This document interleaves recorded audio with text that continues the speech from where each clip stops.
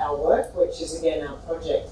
Some of you did ask a few more questions about the project and about the interactions we've been having throughout this project. So hopefully we'll get some more details to you and see if that's of interest to the audience.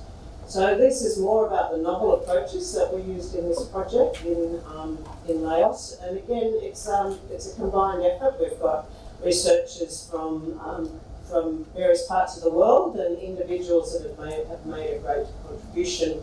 And again, this has been funded by ACIAR, the Australian Centre for International Agricultural Research. So I'm on a mission to deliver the key message that Gary would like you to hear today. And after that, I'm going to give you a little more on the research details. And the main thrust of this presentation is about strategic leadership. Gary's an international business consultant with a background in the food industry and supply chain, has a PhD in manufacturing strategy. So the purpose of our project was to bring together research with business to see that whether or not we could get an outcome from our research as opposed to presentations at conferences and journal publications that we've been mentioning today, the results of successful projects. That doesn't always result in any outcome for individuals that we're trying to create an outcome in science. So we're trying to bridge the gap with this particular project. And so it's strategic leadership, it's local ownership, and it's local leadership and management that really is the key to this talk today. But just to remind you, the key messages are that we've used mixed methods. We've used 7 methods in total to get the data together to try and come to terms with what are the barriers, constraints, and opportunities that smallholder farmers face. And we've used some novel approaches as well. We've used tools, we've used electronic voting, we've used Bayesian networks, we've used Q methods, which is what I spoke about yesterday, and we used gaming activities, which is another very interactive form of working with people on the ground. So, but the fundamental base for achieving lasting results is strategic leadership, strategic ownership, and local leadership and management. And there are some tools that you can use in order to make this occur in your project. So the problem presented to us was, in short, the problem is low adoption rates. We've been speaking about that today on several levels. We've been talking about different approaches from the social science perspective. We've been hearing presentations from the scientists about the excellent work that they're doing in the labs. But how do we actually get these adoption rates to increase on the ground? And in this research, we identified just nearly 80 factors that are involved in adoption, in this adoption issue. We had lots of conversations, and some people could really enforce their views, and then you had other people that enforced their views. But when we drew our research together, we said almost 80 factors are involved in this. The objectives of our particular project was to identify these drivers and constraints, and also to develop solutions and strategies. So today is more about the solutions and the strategies. Again, we were in these villages where we conducted these research in southern Laos, the same villages as you saw yesterday. And these are the methods. We'll go through them again. We went through interviews, ranking exercises, qualitative surveys, focus groups, Q-sort, interviews, a survey with voting, and then we did a couple of other activities, and it was all supported by a literature review. So it was pretty thorough. Now, how do you synthesize all this information? We just had reams and reams and reports full of this information, and it's always difficult. It's qualitative, quantitative information. Some of it, you use it to triangulate, but how do you do that? So we really weren't quite sure what we were going to do with all this information. So we got together, the group of us, and we decided that the basic the basic picture that we look at is this is farmers' production. That's their system, their farm, and all the systems around them. And we believe that we could identify the drivers and also the enablers. So that's what we decided to do with our information. So in your farmer's production system, you come up with important biophysical elements, and if you just roll your eyes down those, I think you probably nod your heads that we've sort of covered quite a few of the things that we've been discussing today and yesterday, and also your socio-economic elements, which is about, right, let me see, how do I do this? Ooh. This is a magic stick, this one, isn't it? We might all chip in for a new one, should we?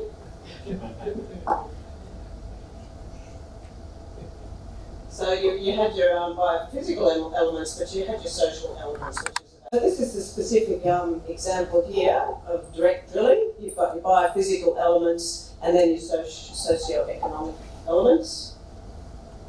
And then you've got your farmer decision drivers. So they're slightly different again. It's about how you're implementing your project. It's about the benefits of the production, the labour constraints, the technology, the farmer's orientation. So it's starting to get pretty complex, isn't it? It's not really a simple thing. And so there's an example for direct seeding. What's the time it takes? What's the cost per plot? What's the duration? What's the investment? And this is this guy here has to really just roll around in his mind all of these issues before he decides to invest in this tractor. And the enablers for the farmer then is about the support they might get. It might be that they want to get some off-farm income. They have to consider their risks. They have to look at logistics. How effective is the extension officers telling them all about the benefits of this particular technology? And what have I got as a farmer? Do I own the land? You know, how many kids are still in the village that can help me? Am I going to get to the market? And is it only going to be rice that I'm going to do? So we've got 79 of these factors, and what happened was that we created a tool similar to Anne Perry's in terms of trying to get this checklist where you could get your traffic light system going, and you could list all of these 79 properties in a table, and so we thought we could use this to target better villages. And this is the basis of the discussion. So it's a participatory tool, but it's really targeted to agriculture and it's targeted to the production system, and it's looking at the enablers and the drivers for the farmer. And you can use it in any way. You can modify this tool to use it for any aspect of your agricultural production. And it allows you to have a better selection of villages and discussions between groups. Right, let's see. That way. Okay, so then that was the first synthesis, but the second synthesis was the comprehensive solution to enhance adoption. And we came up with 9 particular themes using all of these 79 factors, and we had the 3-day workshop where was run by Gary using change management techniques and consulting. And so we came up with these 9 important themes, and so you can imagine that markets, private sector, extension, effectiveness training, it's not rocket science, guys, but it's really good to have it in a list because everyone goes, oh yeah, that's right, that's not my fault. Okay, so what we then did was we were trying to implement change management towards this comprehensive solution. And so we needed to involve strategic leadership, local ownership, and leadership and management with our Lao colleagues. We didn't want to come in there and do it for them. We want them to do it for themselves. And so strategic leadership in this instance is about guiding a group of people towards achieving agreed objectives, and leaders lead people. Managers manage things. So we needed our leaders, but we also needed our managers. And we needed to have them involved in the design of the research project and set the platform to secure ownership of the objectives and planned results from all concerned. So you can see this is different from research now. We're really trying to get into organisational management. because we've got the answers, but what do you do with the answers? You have to use your answers with people to work with them. So today we'll just give you an example of number one, proposal development. I think it was mentioned by Keith earlier about the different projects that you work with, the different log frames that you have to work with. And so in this instance, let me see, I'll just go back. Is it? Oh, yeah, we're right. Okay. So strategic leadership is about joint proposal writing. You can't just walk in there with the job done and put it on the table and say, guys, this is what we're doing. There's no ownership, right? And we need a greater involvement for everybody in the field. And we need more focus from the provincial levels, and we need this requires change management. It no longer requires research, it requires the change management to occur in league with your research. We need to connect with the farmer. Yesterday I spoke about the farmer, trying to find out what the farmer was thinking, but you have to actually connect somewhere in there with the farmer. And the way you do that is through emphasising the commercial benefits to the farmer. And you shouldn't be introducing a new technology that will not financially benefit a farmer, guys. And how do you know it's going to benefit the farmer? You have to do your background work before you introduce these new technologies. I think that, the onus is on us when we're introducing good ideas to farmers to really have a thorough knowledge of where its place is in the market and what its attributes are for the farmer to make a better decision. And we need to scope and find out all of those answers as researchers before we take this package to the farmer. We need to know, is there any demand in the market? Are there any quality standards? We've been talking about this over the last 2 days. And is it the priority of the country? Are the benefits real, significant and measurable for these farmers? And are farmers prepared to put the effort in to change their traditional practices? And we need a dedicated local project manager. If you're going into a country, you've got to have someone that's a trusted person by your side. You can't do this from remotely. You really need to be on the field and working with people. So I just spoke about number one, which was proposal development. We've now got another 8 parts of this problem for strategic leadership. So you can see it's not a simple thing for researchers to walk in here, as it is a change management exercise when you get to this part of your project. Okay, so point 4 is that you need local ownership.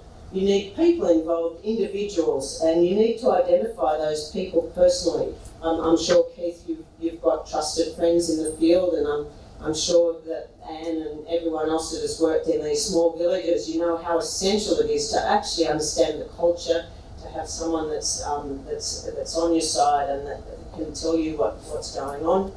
And you need to find the motivated farmers. I think I was having a discussion with someone that you really do need to target farmers. We know that only 25% of farmers in Australia are interested in doing something differently. So, and we found through our research that only 25% of farmers in Laos are interested in doing something different.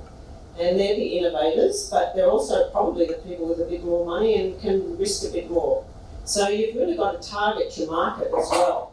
And you've got to motivate at that level. You motivate the local staff and you motivate the farmers, and you have to answer yes to these 3 questions: is, can I do this? And what's in it for me? And on balance, is it worth my effort to do this? We answer these questions every day ourselves when we're motivated to do anything. So when you're in the field, you want to know that you've got your messages across and you've convinced people that there is something in it for them and it is worth their while, and that you can bring the skills and knowledge along so that they can, on balance, they'll put the effort in to change, to do what they want to do. Okay, but you need to be on the ground and you need to be spending significant amounts of time with 2-way discussions with staff. And you need to convince them, they need personal benefit, and they need to understand their role. Your extension officers and the people on the ground, they need to know a lot more about the project than often they're told. So local ownership generates positive discretionary behaviour. So we're really, the key is to empower local people. And so it's also then about local leadership and local management. And it's not doing it for them or to them. You need more involvement, more engagement. You need to guide, you need to manage, you need change management in there, you need project monitoring and evaluation. And there are many benefits that local leadership and management. You get positive discretionary behaviour, they can solve local problems at the local level, and there's greater probability that the project objectives are going to be achieved. And you enhance the development of local staff. So have I convinced you that this is probably a really, it's yet another iteration after the science that you have to be looking at change management techniques to get anything done. So we would argue that you need tools, and showed you her tool that she developed that looked to be a really practical thing that is the basis of the discussions that you can have with the local people, with the people that it matters to.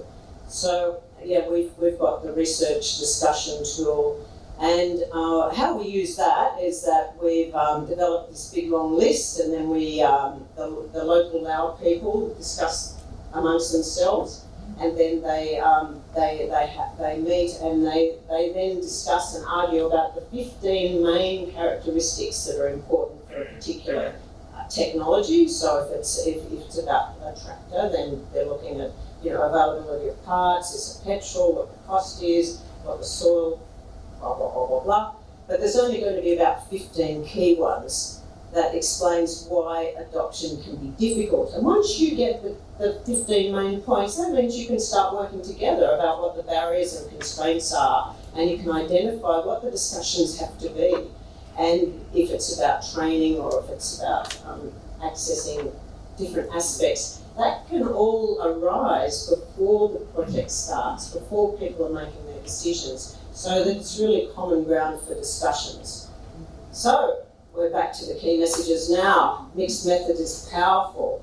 Novelty used in your research methods is a great way to engage with the local people and to have a bit of fun with your research. But the fundamental base when you're working in these areas is to move past your research to engage with the locals and ensure the strategic leadership, local ownership, local leadership and management, and that you develop tools or find tools that are really going to benefit these discussions that you need to have. So that's it. Thank you. Thank you. Well, essentially, yeah.